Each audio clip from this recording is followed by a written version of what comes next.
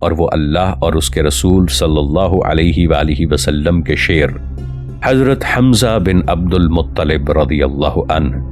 حضرت نبی کریم صلی اللہ علیہ وآلہ وسلم کے چچا اور آپ کے رضائی بھائی تھے۔ اس شیر کی طرف خیانت اور دھوکے سے قتل کرنے کا ہاتھ اس وقت بڑھا جب آپ رضی اللہ عنہ اپنی تلوار سے شرک کی صفوں کو تباہ کر رہے تھے، اور جس شخص نے حضرت حمزہ رضی اللہ عنہ کو شہید کیا اور مسلمان جوش میں تھے، وہ ایک حبشی غلام تھا جس کا نام وحشی اور لقب ابو دسمہ تھا۔ اس نے دھوکے سے شیر کو شہید کر دیا۔ اس نے دور سے نیزہ مار کر آپ رضی اللہ عنہ کو شہید کیا۔ اس نے آپ کو وہ نیزہ ایک درخت کے پیچھے سے چھپ کر مارا۔ لیجئے اب ہم اس خائن قاتل سے اس دردناک واقعے کو سنتے ہیں جس کے خائن نیزے نے مسلمانوں پر مصیبت نازل کی جبکہ احد کے روز وہ فتح کی چوٹی پر تھے۔ وحشی نے بیان کیا ہے کہ میں جبیر بن مطعم کا غلام تھا اور اس کے چچا تیمیہ بن عدی کو حضرت حمزہ رضی اللہ عنہ نے بدر کے روز قتل کیا تھا، اور جب قریش احد کی طرف روانہ ہوئے تو جبیر نے مجھ سے کہا، اگر تو میرے چچا کے بدلے میں محمد صلی اللہ علیہ وآلہ وسلم کے چچا حمزہ کو قتل کر دے تو آزاد ہے۔ راوی کا بیان ہے کہ میں لوگوں کے ساتھ گیا اور میں ایک حبشی جوان تھا اور میں حبشیوں کی طرح نیزہ مارتا تھا اور وہ کم ہی خطا جاتا تھا۔ بس جب لوگوں نے مڈ بھیڑ کی تو میں حضرت حمزہ رضی اللہ عنہ کو دیکھنے کے لیے نکلا، حتیٰ کہ میں نے آپ رضی اللہ عنہ کو لوگوں کی وسعت میں دیکھ لیا۔ گویا آپ خاکستری اونٹ ہیں، آپ لوگوں کو اپنی تلوار سے گرا رہے تھے اور کوئی چیز آپ کے سامنے نہ ٹھہرتی تھی۔ قسم بخدا میں آپ رضی اللہ عنہ کو مارنے کے لیے تیاری کرنے لگا اور میں درخت یا پتھر کی آڑ لینے لگا کہ اچانک سبا بن عبد العزیٰ آپ کے سامنے آ گیا،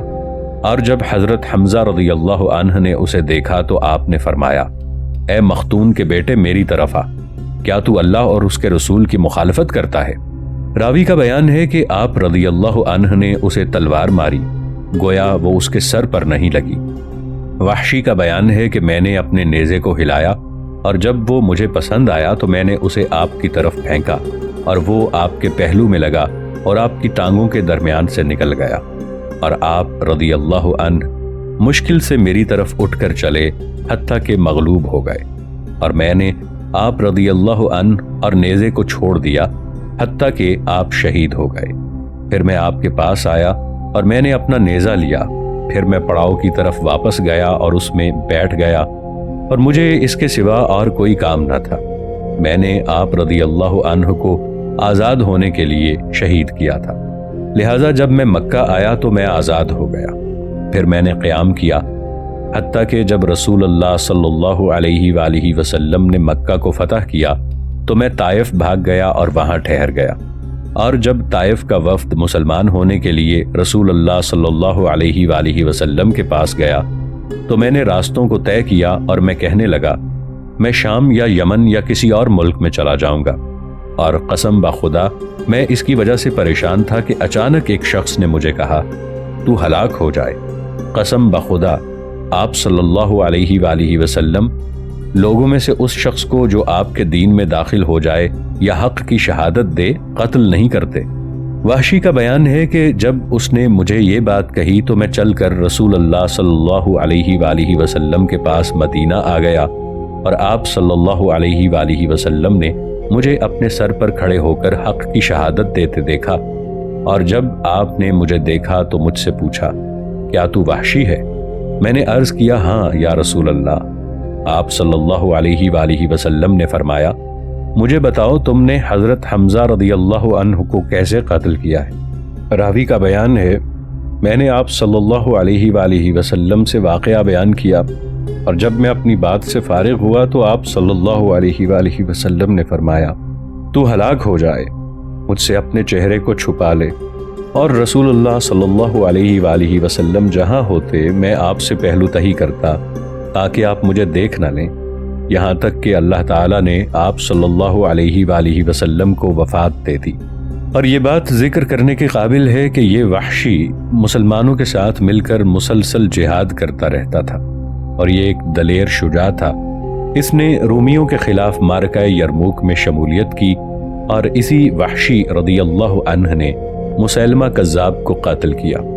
بخاری نے روایت کی ہے کہ وحشی نے بیان کیا ہے کہ جب رسول اللہ صلی اللہ علیہ وآلہ وسلم قتل کر دوں اور اس کے ذریعے حضرت حمزہ رضی اللہ عنہ کو کفایت کروں۔ ناظرین، آگے بڑھنے سے پہلے کامنٹ سیکشن میں ہمیں اپنی آراء سے ضرور آگاہ کیجیے گا کہ آپ کو ہماری یہ سیریز کیسی لگ رہی ہے۔ میں ہوں طاہر عبید چودھری۔ آئندہ آنے والی اقساط سے باخبر سیریز کیسی لگ رہی ہے؟ میں ہوں طاہر عبید چودھری۔ آئندہ آنے والی اقساط سے باخبر رہنے ہے کہ میں لوگوں کے ساتھ گیا تو اس کا جو معاملہ ہوا سو ہوا۔ کیا دیکھتا ہوں کہ ایک شخص دیوار کے ایک شگاف میں کھڑا ہے، گویا وہ پراگندہ سر خاکستری اونٹ ہے، اور وہ مسیلمہ تھا۔ وحشی رضی اللہ عنہ کا بیان ہے کہ میں نے اسے اپنا نیزہ مارا، حتیٰ کہ میں نے اسے اس کے دونوں پستانوں کے درمیان رکھ دیا اور وہ اس کے دونوں کندھوں کے درمیان سے پار ہو گیا، اور انصار کے ایک شخص نے اس کی طرف لپک کر اسے تلوار ماری۔ اور اس کے بعد وحشی رضی اللہ عنہ کہتے ہیں، اگر میں نے مسیلمہ کذاب کو قتل کیا ہے تو میں نے اس شخص کو بھی قتل کیا ہے جو رسول اللہ صلی اللہ علیہ وآلہ وسلم کے بعد بہترین آدمی تھا، یعنی حضرت حمزہ بن عبد المطلب رضی اللہ عنہ کو، اور میں نے بدترین آدمی کو بھی قتل کیا ہے، یعنی مسیلمہ کذاب کو۔ اس طرح مسلمانوں نے حضرت حمزہ بن عبد المطلب رضی اللہ عنہ کے شہید ہونے سے ایک ایسے جوان کو کھو دیا جو ہزاروں جوانوں کے ہم پایا تھا۔ آپ جنگوں میں رسول اللہ صلی اللہ علیہ وآلہ وسلم کا سب سے بڑا بازو تھے۔ آپ احد میں بدر کی طرح مارکے کے درخشندہ ستارے تھے، اور مشرکین حضرت حمزہ رضی اللہ عنہ سے کینہ رکھتے تھے، اور ان کے دل آپ کے کینے سے جوشدن تھے، کیونکہ آپ رضی اللہ عنہ نے بدر کے روز ان کے محبوب سواروں کو قتل کیا تھا، اور جن لوگوں کو حضرت حمزہ رضی اللہ عنہ نے بدر کے روز ان کے رشتہ داروں کے بارے میں دکھ دیا تھا، وہ انتقاماً آپ کے قتل کے خواہاں تھے، لیکن وہ سب کہتے تھے کہ حضرت حمزہ بن عبد المطلب رضی اللہ عنہ کا سامنا کرنا آسان کام نہیں ہے۔ آپ کی جنگی شہرت اور آپ کے شوق قتال کی خبر کی اشاعت نے آپ کو ایسا بنا دیا تھا کہ محض اس بہادر کی ملاقات کے خیال سے ہی بڑے سے بڑا بہادر گھبرا جاتا تھا۔ اس لیے حضرت حمزہ رضی اللہ عنہ سے بدلہ نہ لے سکنے والوں نے فریب سے قتل کرنے کا طریق اپنایا۔ جبیر بن مطعم اور اس کے غلام وحشی کے درمیان طے پایا کہ حضرت حمزہ رضی اللہ عنہ کے قتل کرنے کے مقابل میں اسے آزاد کر دیا جائے گا، اور فریب سے قتل کرنے کا ذلیل منصوبہ کامیاب ہوا۔ استاد محمد حسین ہیکل نے بیان کیا ہے کہ اور حمزہ شیر قتل ہو گئے، اس طرح نہیں جیسے میدان جنگ میں بہادر ایک دوسرے کے آمنے سامنے ہو کر قتل ہوتے ہیں، بلکہ یوں جیسے شرفا کو اندھیرے کی تاریکی میں فریب سے قتل کر دیا جاتا ہے۔ کیا عرب کے سب بہادروں میں سے کوئی ایک بھی اپنے آپ کو حضرت حمزہ رضی اللہ عنہ کا ہم پایا اور آپ کی جنگ کا ہم پایا خیال کرتا تھا؟ اور کیا کوئی خیال کرتا تھا کہ وہ مارکے میں موت کی صفوں کے درمیان ناز سے چلتے ہوئے حضرت حمزہ رضی اللہ عنہ کی موت کو دیکھے گا؟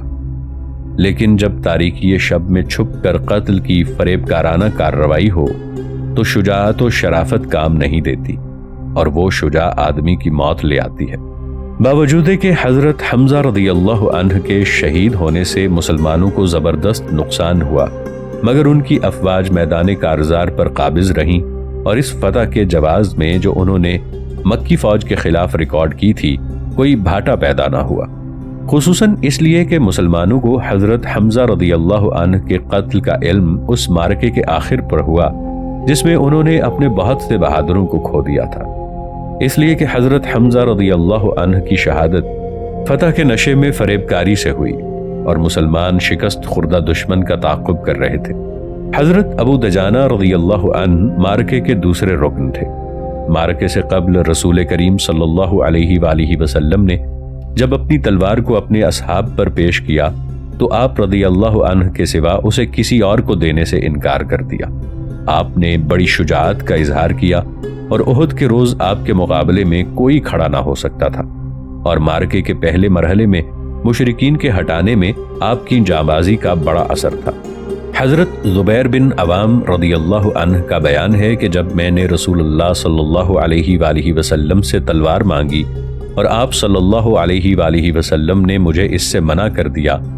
اور اسے ابو دجانہ رضی اللہ عنہ کو دے دیا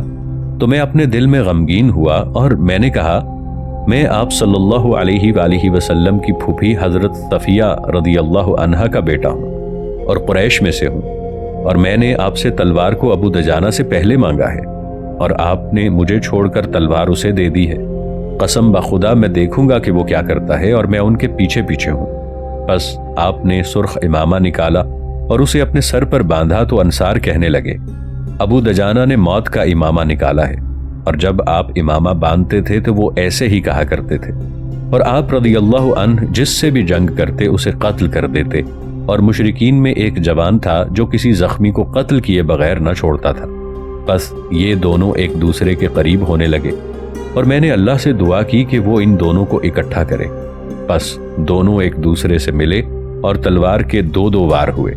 بس مشرک نے ابو دجانہ رضی اللہ عنہ کو تلوار ماری تو آپ نے اپنی ڈھال سے بچاؤ کیا اور وہ اس کی تلوار سے کٹ گئی، اور ابو دجانہ رضی اللہ عنہ نے تلوار مار کر اسے قتل کر دیا۔ صفیہ بنت عبد المطلب بن ہاشم القرشیہ رسول اللہ صلی اللہ علیہ وآلہ وسلم کی پھوپھی اور حضرت حمزہ رضی اللہ عنہ کی سگی ہمشیرہ اور حضرت زبیر بن عوام رضی اللہ عنہ کی والدہ، آپ کی ماں حالتہ بنت وہب رسول اللہ صلی اللہ علیہ وآلہ وسلم کی خالہ ہیں۔ سب سے پہلے حضرت صفیہ رضی اللہ عنہا سے الحارث بن حرب بن امیہ نے نکاح کیا، اور جب وہ آپ کو چھوڑ کر مر گیا تو ام المؤمنین حضرت خدیجہ رضی اللہ عنہ کے بھائی العوام بن خویلد نے بعد میں آپ سے نکاح کیا۔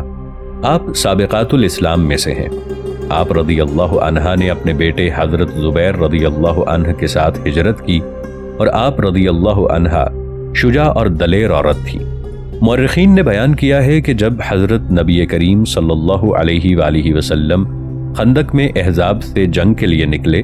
تو آپ صلی اللہ علیہ وآلہ وسلم نے عورتوں کو فارغ نامی قلعے میں رکھا، اور حضرت حسان بن ثابت رضی اللہ عنہ کو ان کے ساتھ مقرر کیا۔ آپ نے ایک یہودی کو قلعے پر چڑھتے پایا۔ حضرت صفیہ رضی اللہ عنہا کا بیان ہے کہ میں نے حضرت حسان رضی اللہ عنہ سے کہا کہ اٹھ کر اسے قتل کر دیجئے۔ انہوں نے کہا اگر مجھ میں یہ قابلیت ہوتی تو میں رسول اللہ صلی اللہ علیہ وآلہ وسلم کے ساتھ ہوتا۔ حضرت صفیہ رضی اللہ عنہا کہتی ہیں میں نے اس کے پاس جا کر اسے تلوار ماری اور اس کے سر کو کاٹ دیا، اور میں نے حضرت حسان رضی اللہ عنہ سے کہا اٹھ کر اس کے سر کو یہودیوں کی طرف پھینک دیجئے۔ وہ قلعے کے نیچے تھے۔ حضرت حسان رضی اللہ عنہ نے کہا خدا کی قسم مجھ سے یہ نہیں ہو سکتا۔ حضرت صفیہ رضی اللہ عنہا کہتی ہیں میں نے اس کے سر کو پکڑ کر ان کی طرف پھینک دیا، اور وہ کہنے لگے ہمیں تانا مارا گیا ہے، اور یہ نبی اپنے اہل کو خالی نہیں چھوڑتا۔ ان کے ساتھ کوئی بھی نہ تھا، بس وہ پراگندہ ہو گئے، اور حضرت صفیہ رضی اللہ عنہا پہلی عورت ہیں جنہوں نے کفار کے ایک نوجوان کو قتل کیا ہے۔ ابن حجر نے اصابہ میں بیان کیا ہے کہ جب احد میں لوگوں نے شکست کھائی تو حضرت صفیہ رضی اللہ عنہا کے ہاتھ میں نیزہ تھا جسے آپ ان کے چہروں پر مارتی تھیں۔ آپ رضی اللہ عنہا نے سن 20 ہجری میں وفات پائی۔ حضرت صفیہ رضی اللہ عنہا نے اپنے بہادر بھائی حضرت حمزہ رضی اللہ عنہ کا بہت غم کیا، اور آپ نے نہایت شاندار اشعار میں آپ کا مرثیہ کہا ہے، جس کے ایک شعر کا مفہوم کچھ یوں ہے: جو دن مجھ پر آیا ہے وہ ایسا دن ہے جس کے سورج کی روشنی ختم ہو گئی ہے حالانکہ وہ روشن تھا۔ اور حضرت کعب بن مالک رضی اللہ عنہ نے بیان کیا ہے کہ میں بھی جنگ میں جانے والے مسلمانوں میں شامل تھا۔ حضرت کعب بن مالک رضی اللہ عنہ کا تعارف یہ ہے کہ کعب بن عمرو بن مالک بالقین الانصاری اسلمی خزرجی رضی اللہ تعالی عنہ، آپ مشہور صحابی ہیں اور جاہلیت اور اسلام کے اکابر مشہور شعراء میں سے ہیں، اور آپ رضی اللہ عنہ رسول اللہ صلی اللہ علیہ وآلہ وسلم کے شعراء میں سے تھے اور بیعت عقبہ میں شریک ہونے والے لوگوں میں سے ایک ہیں۔ آپ رضی اللہ عنہ بدر میں پیچھے رہ گئے اور احد میں شامل ہوئے، اور تبوک کے سوا سب مارکوں میں رسول اللہ صلی اللہ علیہ وآلہ وسلم کے ساتھ شامل ہوئے، اور آپ 3 پیچھے رہنے والوں میں سے تھے، اور اللہ نے ان کو معاف فرمایا جیسا کہ قرآن کریم میں بیان ہوا ہے۔ حضرت کعب رضی اللہ عنہ آزمائش کے ایام میں حضرت عثمان رضی اللہ عنہ خلیفہ کے مددگاروں میں شامل تھے، اور آپ رضی اللہ عنہ نے انصار کو آپ کی مدد پر اکسایا اور بغاوت کے روز آپ رضی اللہ عنہ کی مدد کی۔ حضرت علی رضی اللہ عنہ اور حضرت معاویہ رضی اللہ عنہ کی جنگ میں حضرت کعب رضی اللہ عنہ جنگ سے الگ رہے، اور روح بن زنبا جزالی نے کہا ہے کہ کعب بن مالک نے اپنی قوم کے ایک شخص کی توصیف میں سب سے بہادرانہ شعر کہا ہے: جب تلواروں کے پھل کسی روز ہمارے پاؤں سے کوتاہی کریں اور ہم سے نہ ملیں تو ہم انہیں جا ملتے ہیں۔ اصحاب حدیث نے اپنی کتب میں رسول اللہ صلی اللہ علیہ وآلہ وسلم سے حضرت کعب رضی اللہ عنہ کی 80 احادیث بیان کی ہیں۔ حضرت کعب رضی اللہ عنہ نے سن 50 ہجری میں وفات پائی۔ وہ بیان فرماتے ہیں کہ میں بھی جنگ میں جانے والے مسلمانوں میں شامل تھا۔ جب میں نے دیکھا کہ مشرکین مسلمانوں کا مسلح کرتے ہیں شکست کے بعد، تو میں اٹھ کر آگے بڑھا۔ کیا دیکھتا ہوں کہ ایک مشرک پورے سامان حرب کے ساتھ لیس ہے اور مسلمانوں کے پاس سے کہتا گزر رہا ہے کہ یوں اکٹھے ہو جاؤ جیسے ذبح ہونے والی بکریاں اکٹھی ہوتی ہیں، اور ایک مسلمان اس کا انتظار کر رہا ہے اور وہ زرہ پہنے ہوئے ہے۔ بس میں چلا حتیٰ کہ اس کے پیچھے ہو گیا۔ پھر میں اپنی آنکھ سے مسلمان اور کافر کا اندازہ لگانے کے لیے اٹھا۔ کیا دیکھتا ہوں کہ کافر سامان اور تیاری کے لحاظ سے بڑھ کر ہے، اور میں مسلسل ان دونوں کو دیکھتا رہا حتیٰ کہ وہ دونوں ایک دوسرے سے ملے، اور مسلمان نے کافر کو ایسی تلوار ماری جو اس کی ران تک پہنچ گئی اور وہ 2 ٹکڑے ہو گئی۔ پھر مسلمان نے اپنے چہرے کو کھولا اور پوچھنے لگا: اے کعب، تو نے کیسے پایا؟ میں ابو دجانہ ہوں رضی اللہ عنہ۔ بس رسول کریم صلی اللہ علیہ وآلہ وسلم کا اپنے تمام اصحاب میں سے حضرت ابو دجانہ رضی اللہ عنہ کو منتخب کرنا اور آپ کو تلوار عطا کرنا، جوانوں کے بارے میں آپ صلی اللہ علیہ وآلہ وسلم کی واقفیت و معرفت پر دلالت کرتا ہے کہ نازک مقامات اور فیصلہ کن معرکوں کے نازک اوقات میں آپ صلی اللہ علیہ وآلہ وسلم ہمسروں کو کیسے منتخب کرتے تھے۔ اور اتفاق کے عجائبات میں سے ایک یہ بھی ہے کہ قریب تھا کہ حضرت ابو دجانہ رضی اللہ عنہ اس مخالف عورت ہند بن عتبہ کو قتل کر دیتے جو مکی فوج کے سالار عام کی بیوی تھی اور لوگوں کو خوریزی پر اکسانے کے لیے حاضر ہوئی تھی۔ حضرت ابو دجانہ رضی اللہ عنہ نے اس سے ملاقات کی۔ وہ مردوں کی طرح میدان جنگ کا لباس پہنے تھی۔ اگر آپ اس کے زنانہ پن کو محسوس نہ کرتے تو قریب تھا کہ اس کے سر کو تلوار سے پھاڑ دیتے، اور جب اس نے موت کو اپنے نزدیک آتے محسوس کیا تو اس نے خوف سے چیخ ماری۔ حضرت ابو دجانہ رضی اللہ عنہ نے اس واقعے کو احد کے واقعات میں بیان کیا ہے۔ آپ رضی اللہ عنہ بیان فرماتے ہیں: میں نے احد کے روز ایک شخص کو لوگوں کو جوش دلاتے دیکھا، یعنی انہیں جنگ پر اکساتے ہوئے۔ بس میں نے اس کا قصد کیا، اور جب میں نے تلوار سے اس پر حملہ کیا تو اس نے خوف سے چیخ ماری۔ کیا دیکھتا ہوں کہ وہ ایک عورت ہے۔ بس میں نے رسول اللہ صلی اللہ علیہ وآلہ وسلم کی تلوار کو ایک عورت کے مارنے سے بچایا، اور وہ عورت ہند بنت عتبہ تھی۔ حضرت زبیر بن عوام رضی اللہ عنہ نے بیان کیا ہے کہ میں نے حضرت ابو دجانہ رضی اللہ عنہ کو ہند بنت عتبہ کی مانگ پر تلوار اٹھائے دیکھا، پھر آپ نے تلوار کو اس سے موڑ دیا۔ مسلمانوں نے شکست خوردہ مشرکین کو موقع نہ دیا کہ وہ اپنی ان صفوں کو اکٹھا کر سکیں جنہیں مسلمانوں کے مہلک حملوں نے پراگندہ کر دیا تھا، اور حقیقت میں یہ ایک شاندار منظر تھا۔ 700 جانباز 3000 جانبازوں کو جو ایمان کے سوا ہر چیز میں ان سے برتری رکھتے تھے پراگندہ کر رہے تھے۔ قریش کی شکست اس حد تک بڑھی کہ وہ بت جسے کمان نے تبرک کے لیے اٹھایا ہوا تھا، وہ اس اونٹ کے اوپر سے جس نے اسے اٹھایا ہوا تھا، اور بغیر اس کے کہ کوئی اس کے بارے میں غور و فکر کرے، وہ اپنے پرستاروں کے پاؤں تلے آ کر ٹوٹ پھوٹ گیا، کیونکہ شکست نے انہیں ہر چیز بھلا دی تھی، اور مشرکین کو اس حد تک شکست ہوئی کہ وہ اپنے پڑاؤ سے بھاگ گئے اور مسلمانوں نے اس پر قبضہ کر لیا، اور اس میں مشرکین کی جو عورتیں تھیں ان کا گھیراؤ کر لیا۔ ابن اسحاق نے بیان کیا ہے کہ پھر اللہ تعالیٰ نے مسلمانوں پر اپنی مدد اتاری اور اپنے وعدے کو پورا کر دیا، اور انہوں نے تلواروں سے انہیں کاٹ دیا حتیٰ کہ انہوں نے انہیں پڑاؤ سے بھگا دیا، اور شکست میں کوئی شک نہ رہ گیا۔ پھر جب مشرکین کے علم بردار یکے بعد دیگرے قتل ہو گئے اور کوئی اس کے قریب آنے کی سکت نہ پا سکا، تو مشرکین شکست کھا گئے اور پشت پھیر گئے اور وہ کسی چیز کی طرف توجہ نہ دیتے تھے۔